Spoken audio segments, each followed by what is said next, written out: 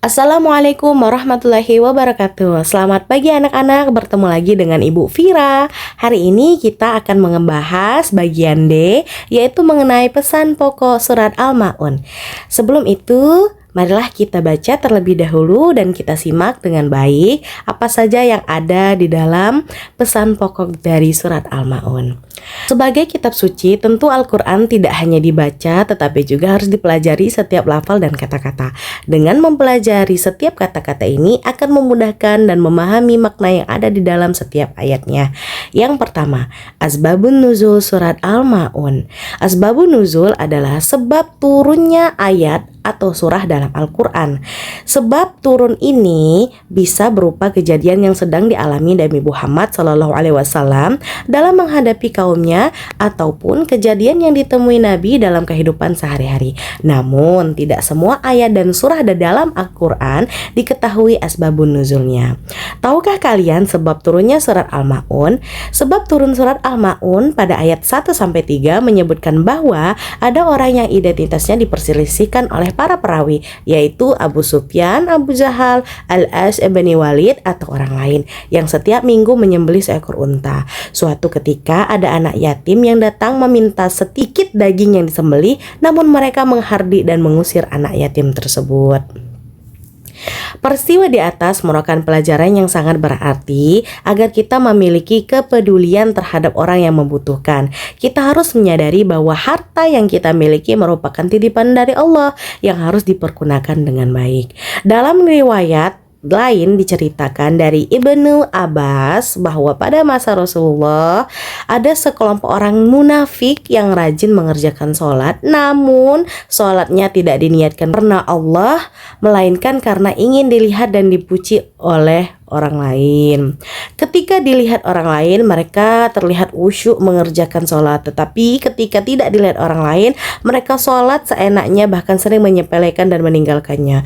Allah tidak suka kepada orang-orang munafik seperti ini. Maka diturunkanlah surat Al-Ma'un ayat 4 dan 7. Nah, kalau yang 1-3 tadi katanya ada beberapa peristiwa orang yang menghardik anak yatim.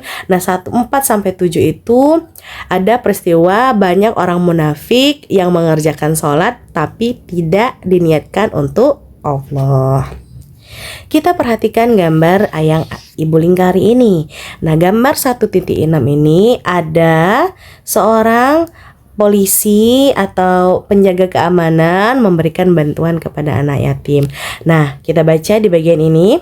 Peristiwa di atas menunjukkan bahwa beramal ibadah harus dilakukan dengan tulus, ikhlas, semata-mata karena Allah Subhanahu wa taala. Tidak boleh riya, yakni melaksanakan ibadah dan amal kebaikan dengan tujuan agar dilihat dan dipuji orang lain. Amal ibadah yang dilakukan dengan riya tidak akan diterima oleh Allah Subhanahu wa taala. Jadi, kalau misalkan kita ingin memberi kepada orang lain itu harus ikhlas. Kalau kita tidak ikhlas, maka apapun yang kita lakukan, seberapa banyak biaya atau uang atau pemberian yang kita berikan kepada orang, kalau kita tidak niat dengan ikhlas, maka tidak akan diterima oleh Allah Subhanahu wa taala. Jadi sia-sia saja anaknya kita berbuat kalau kita tidak ikhlas. Kita lanjutkan di bagian nomor 2, yaitu pesan indah surat Al-Ma'un.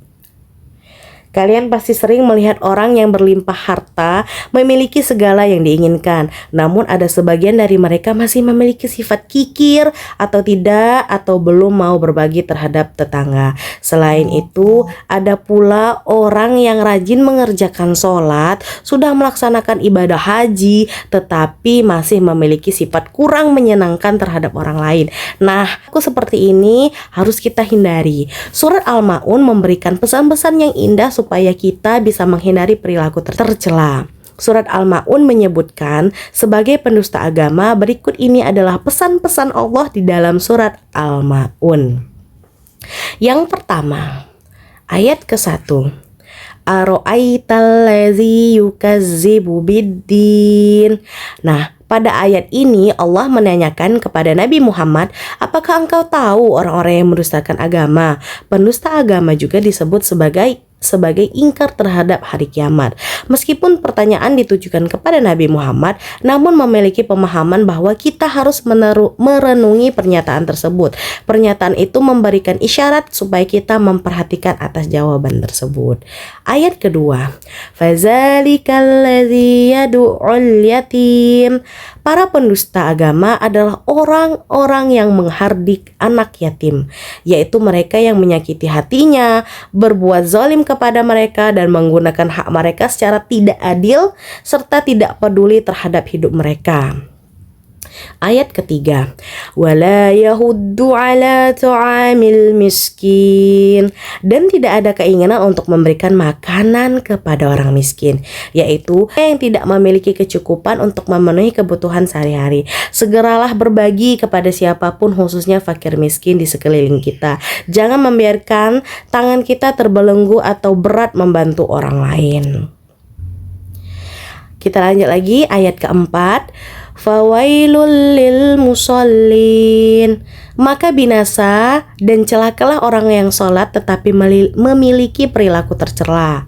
Allah mengancam orang yang sholat tapi tidak sampai ke hatinya. Dia ruku, sujud dan menyebut nama Allah tetapi tidak mencerminkan akhlak yang baik. Seharusnya semakin khusyuk sholatnya, maka semakin terpujilah akhlaknya.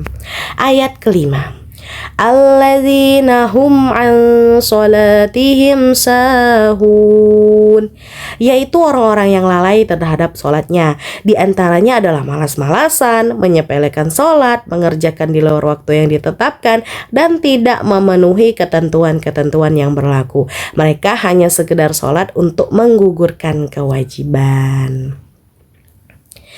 Ayat ke-6, allazina hum yura'un, mereka orang yang berbuat riya. Mereka beribadah dan sholat semata ingin mendapatkan pujian dari orang lain. Mereka tidak ikhlas mengabdi kepada Allah. Ibadah yang diikuti dengan perbuatan riya sangatlah merugi. Dan ayat ke-7, wa yamna'unal ma'un, mereka juga enggan memberikan bantuan kepada sesama walau hanya sekedar meminjamkan barang untuk keperluan sehari-hari. Nah, kalian telah mempelajari penjelasan surat Al-Ma'un. Tentunya kalian telah memahami pesan indah yang terkandung dalam setiap ayatnya. Adapun pesan yang terkandung dalam surat Al-Ma'un antara lain yaitu, yang pertama, manusia harus memiliki kepedulian terhadap anak yatim. Yang kedua, hendaknya manusia memiliki rasa empati terhadap fakir miskin. Yang ketiga, sholat dengan khusyuk semata-mata karena Allah. Al-Ma'un. Selanjutnya silahkan temukan pesan indah surat Al-Ma'un dan diskusikan dengan teman-teman. Dan materi yang terakhir itu adalah menghafal surat Al-Ma'un. Untuk menghafal surat Al-Ma'un, Ibu ingin kalian hafalkan ayat beserta artinya. Kalian hafalkan. Nanti sudah dihafalkan pada Selasa depan atau Rabu depan sesuai dengan jadwal kita. Ibu akan video call satu-satu kalian. Oke, Ibu akhiri. Sekian. Wassalamualaikum warahmatullahi wabarakatuh. Bye-bye.